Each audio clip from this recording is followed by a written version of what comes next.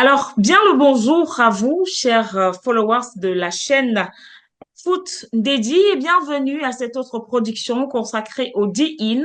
C'est ce micro-programme qui retrace un tant soit peu l'actualité en deux questions, justement, deux questions de choc, deux réponses de choc également sur une actualité géopolitique sur le continent africain. Et donc, depuis quelque temps, nous le savons, le Sénégal a donc à sa tête deux jeunes illustres, j'ai envie de dire combattants, puisque c'est ainsi qu'ils se présentent.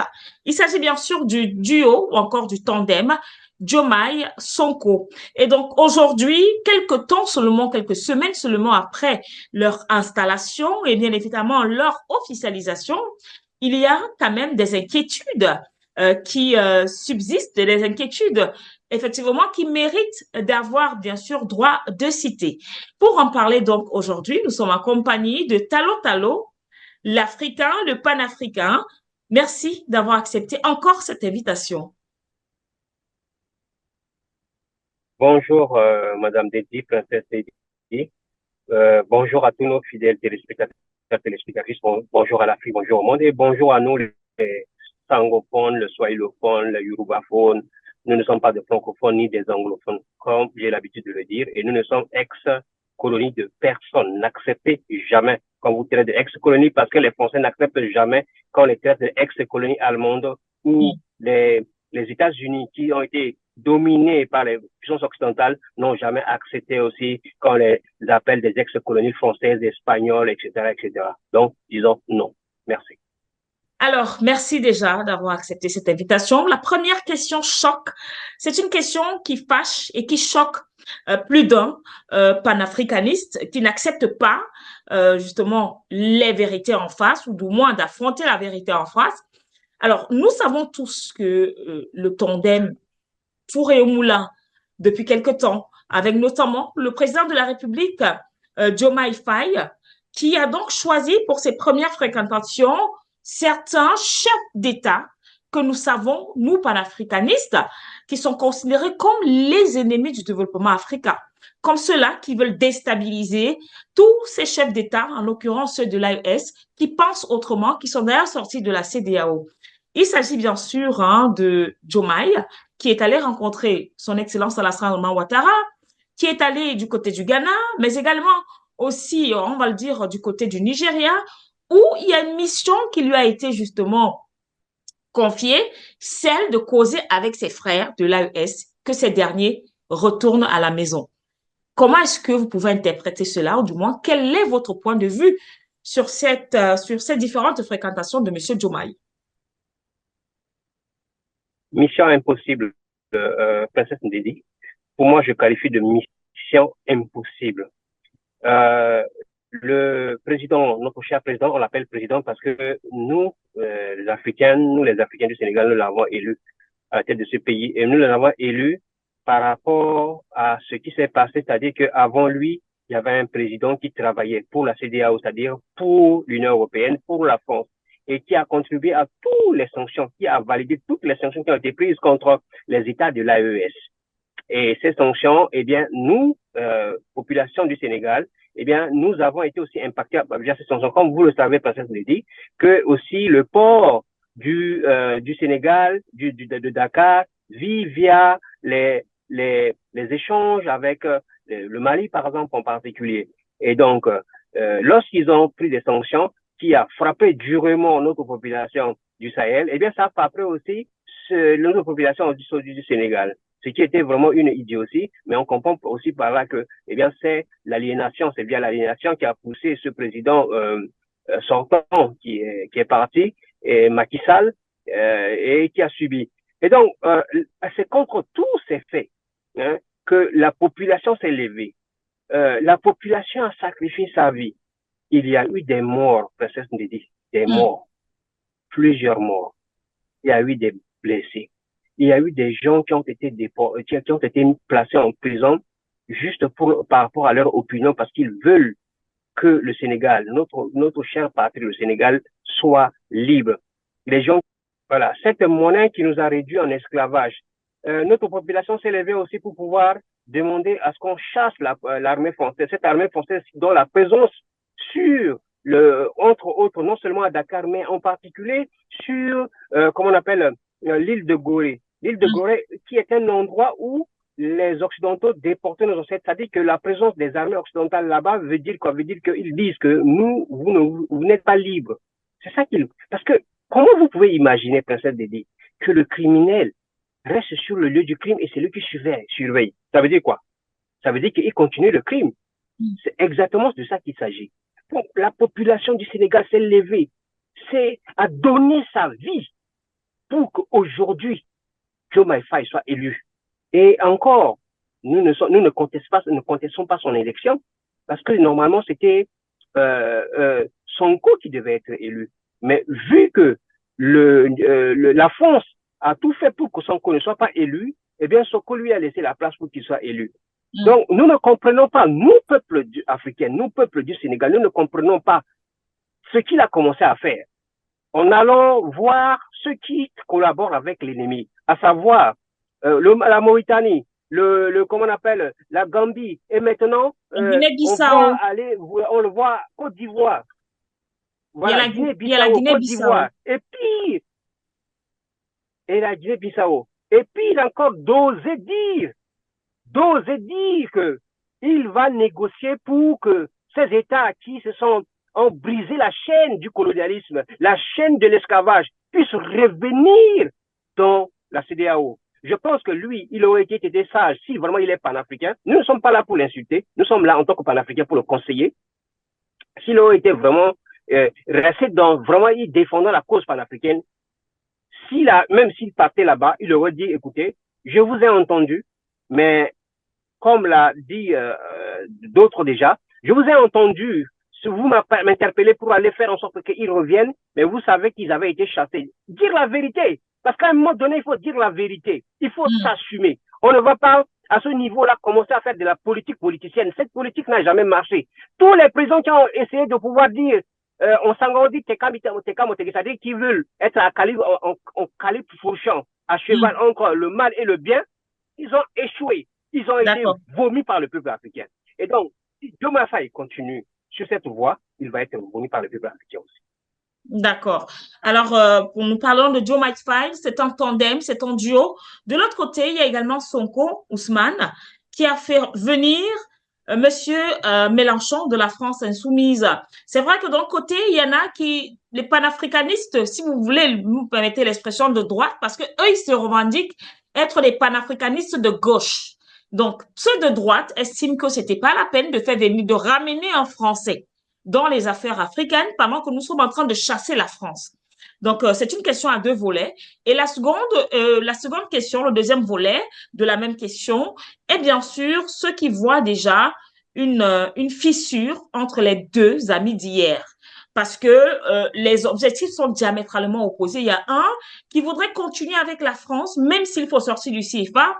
Ça n'exclut pas que ce soit un Français. Il y a l'autre qui veut faire ami-ami avec les ennemis des pays de l'AES.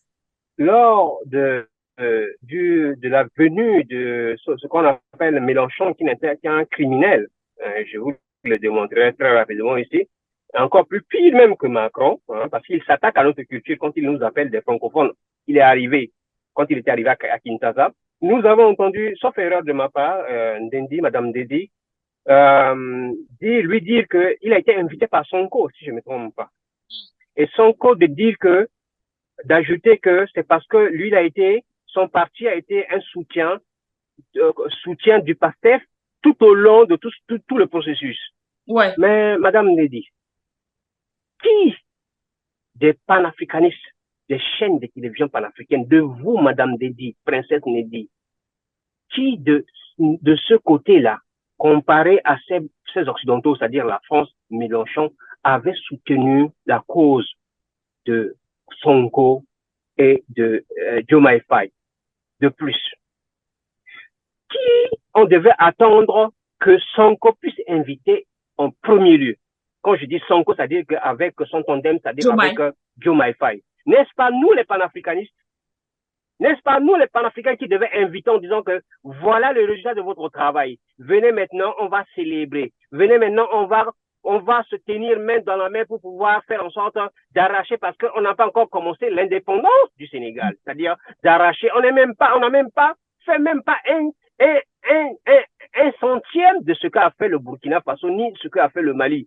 On n'a même pas fait ça. Et on va même à l'encontre, comme dans la deuxième partie de la question dont je vais y répondre, on va même à l'encontre puisqu'on veut rester dans le fonds CFA. On veut continuer avec la CEDEAO, qui est une organisation qui appartient à l'Occident. Sonko, en appelant Mélenchon, au lieu d'appeler les panafricains, pour moi, je pense qu'il a commis une erreur. Qui est Mélenchon? Je disais tantôt. Mélenchon, entre autres, c'est celui qui fait le petit malin de dire qu'il défend la cause des Noirs. Mais, Princesse Dédi, avez-vous suivi son discours à Dakar? Il y a des choses cachées qu'il ne dit pas. Il a dit ceci, je résume. Il parle de nombre, il dit nombre, réseau, ville et réseau. Et en parlant de nombre, il parle de nombre de la population, n'est-ce pas? Et il dit le nombre de la population d'un État ou de l'Afrique est en liaison avec la ville et le réseau, enfin les réseaux, c'est-à-dire que ça peut être les réseaux des eaux, les réseaux d'électricité, les réseaux de télécommunications, etc. Il dit que, en parlant, il essaie de baratiner les Africains en disant qu'il est pour la démographie parce que la démographie, c'est une bonne chose. Mais, Princesse Dédi, en développant maintenant, il glisse doucement quelque chose pour corrompre la tête des Africains en disant ceci. Vous savez, quand votre population augmente, il va falloir que vous construisez votre ville. Il va falloir que vous urbanisez, il va falloir que vous ayez l'infrastructure nécessaire pour pouvoir faire, c'est-à-dire donner, comment on appelle, pour accueillir cette population, pour pouvoir que cette population puisse être épanouie. Il dit aussi cela en relation avec les réseaux. Et il conclut en disant, c'est-à-dire il ne conclut pas. Qu'est-ce qu'il veut dire par là, en fait? Ce qu'il veut dire par là, c'est quoi? Il veut dire aux Africains, est-ce que vous avez la capacité de pouvoir construire une ville, des villes capables de pouvoir résorber cette population qui est galopante, la démographie est galopante? Est-ce que vous êtes prêts à le faire? Si vous n'êtes pas prêts, et nous savons que vous n'êtes pas prêts, alors vous devez opter pour autre chose. Quelle est l'autre solution? L'autre solution, c'est quoi? Vous devez contrôler votre population, la démographie de votre population. C'est ça le message qu'il a apporté là-bas. Il l'a répété 1000 fois. Et il l'a répété d'une façon à vous pousser à réfléchir. Ah, mais nous n'avons pas construit des immeubles. Donc, alors, il va falloir enceinte les femmes. Il va falloir faire en sorte que les femmes ne puissent pas accoucher. C'est ça qui nous amène. Ça veut dire quoi? Mélenchon, Princesse Dédi, pour sortir, égal à celui qu'on a dit pour sortir. Mélenchon égal à Bill Gates. Bill Gates qui a inventé des médicaments, des vaccins pour nous massacrer. Mélenchon est pire que Bill Gates parce que Mélenchon vient comme étant notre frère, notre ami. Alors il vient juste pour nous détruire non seulement notre population, notre culture, parce qu'il avait commencé à Kinshasa à dire que les Africains sont des francophones et que nous sommes des ex-colonies. Et lorsque nous avons commencé, et vous êtes témoins, quand j'ai commencé à parler en disant que nous ne sommes ni francophones ni anglophones, quand il est allé à Dakar, il a compris que nous avons compris. Il n'a plus prononcé le mot francophone, ni le mot anglophone. Il n'a plus prononcé le mot, mais il a quand même persisté en disant défendons la langue commune ensemble. Et je aussi peux dire aussi en sortant merci aussi à Sonko, puisque Sonko lui a répondu en disant nous allons d'abord défendre nos langues à nous. D'accord, super. Voilà. Merci.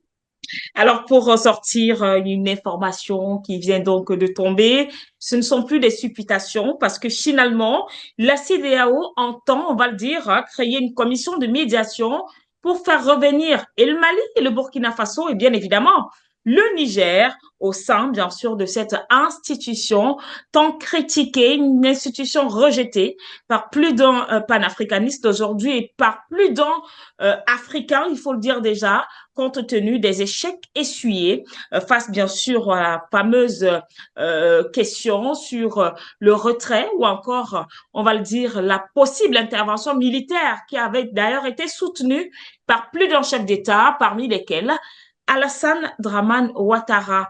Alors, merci beaucoup à vous, Talo Talo, pour ces quelques minutes partagées en notre compagnie. Oui, un mot? Un mot pour finir. Oui. Face à cette tentative, énième tentative des Occidentaux de pouvoir forcer ces pays de revenir dans la CEDEAO, c'est en fait une manière de pouvoir faire en sorte que la fédération ne puisse pas être créée. C'est pour cela que nous lançons un appel, encore un énième appel à nos chefs d'État de l'AES de Mm. créer maintenant et sans condition l'État fédéral. Parce que tout ça, c'est fait pour que l'État fédéral ne puisse pas être créé. L'État fédéral créé, ça veut dire quoi? C'est la mort. Déjà, elle est déjà morte. Mais c'est la mort de l'Union africaine, Mm. Princesse Ndedi. D'accord. Merci. Et c'est sur ce que nous refermons cet autre numéro consacré au DIN. Je parie que nous avons débordé les 10 minutes, mais le plus important est ce qui a été dit et partagé ici avec vous, Talo Talo. Le prochain rendez-vous, ce sera dans quelques jours.